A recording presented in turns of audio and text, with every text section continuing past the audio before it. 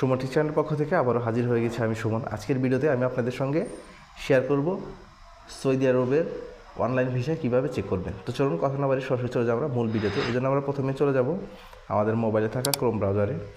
আমি Chrome ব্রাউজারটি open করে নিচ্ছি। এখানে আসার পরে আমরা নিউ ট্যাব নিব এবং নিউ ট্যাবে লিখব visa.mofa.gov.sa। লেখার পরে আমরা এন্টার প্রেস করব। এন্টার প্রেস করার পরে একটু সময় নেবে, সময় নিলে নতুন একটি ইন্টারফেস চলে আসবে।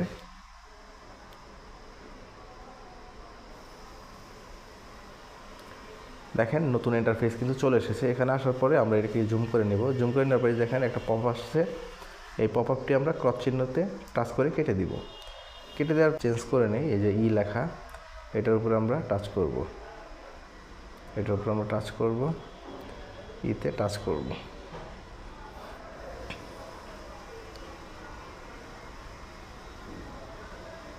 টাচ করার পর আমরা যদি এই ফাইন্ডে ক্লিক করি, সার্চে ফাইন্ডে ক্লিক করার পরে দেখেন এখানে লেখা আসছে অ্যাপ্লাই।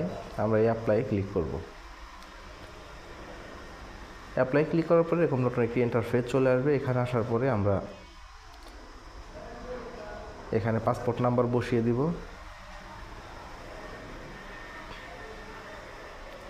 পাসপোর্ট নাম্বার বসিয়ে দেওয়ার পরে এখান থেকে আমরা কান্ট্রি ন্যাশনালিটি, আমরা যেহেতু বাংলাদেশ বসিয়ে দিব। এরপরে ভিজিট টাইপ অর্থাৎ ভিসা টাইপ কি, এটা ওয়ার্ক ভিসা টাইপ। এরপরে হচ্ছে ভিসা ইস্যুইং অথরিটি, এখান থেকে আমরা ঢাকা সিলেক্ট করে নিব। এখান থেকে আমরা ঢাকা সিলেক্ট করে নেব। এরপর হচ্ছে ক্যাপচা কোড বসিয়ে দেওয়ার অপশন আসবে। এখান থেকে আমরা ক্যাপচা কোডটি বসিয়ে দেব 163893।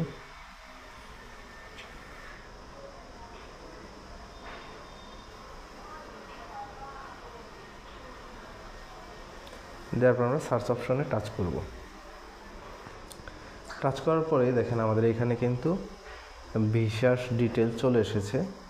এখানে দেখেন স্পন্সর নেম 0 দেখাচ্ছে, অর্থাৎ ভিসাটি অনলাইন হয়ে গিয়েছে। ভিসাটি যখন কমপ্লিট হবে তখন এখানে স্পন্সর নেম চলে আসবে, কোম্পানির নেম চলে আসবে।